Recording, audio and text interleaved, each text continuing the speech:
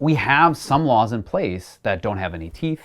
They don't have enforcement procedures. They don't have enforcers. And there isn't a culture in most of these industries of actually following these laws because they know there isn't any sort of consequence if they don't do it. There's a lot of the structures that ostensibly could be in place to help undocumented workers in places like the dairy industry in Wisconsin are just like completely under attack. Undocumented workers have the right to unionize in this country, but the National Labor Relations Board is under attack from the federal government itself and from major corporations that are right now filing lawsuits that are trying to delegitimize the very idea that this thing can exist. OSHA standards, right? Those standards are supposed to have safe working conditions for people at the work site.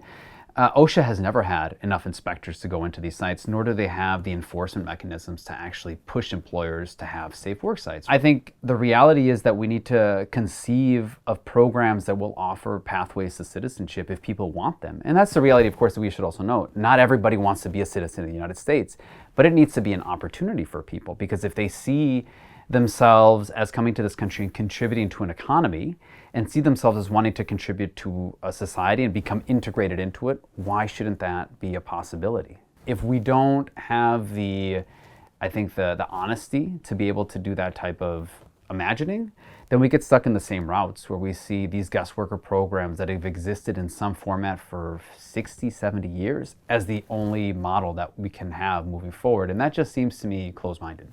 As I remind my students, the border is a social construct, immigration enforcement is a social construct, and that isn't to say that it isn't real, so much to say that we create it as a society, which means that we also have the power to change it. We get to decide the way in which we allow people into this country, we allow people to remain in this country, the way we police our borders and police the interior of the nation. That is all a political decision and a social decision that Americans get to make. I think people need to understand that there has been a real tightening of the punitive, criminalizing aspect of immigration enforcement today in a way that did not exist 40 or 50 years ago, right? This was not the norm in American history. This finger waving and activists who would use the phrase abolish ICE, right, during the Trump administration, and they were seen as radical. All those activists were arguing for was a return to a time just a few decades ago, when ICE, this enforcement agency that has what seems today to be like this extra legal power to just go into people's spaces, to abduct people,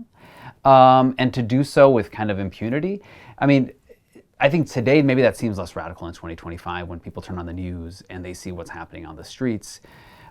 But over the last few years, that was seen as an idea that couldn't even be comprehended. And so why is it so radical to believe that there could be alternatives to the way in which we're doing things today?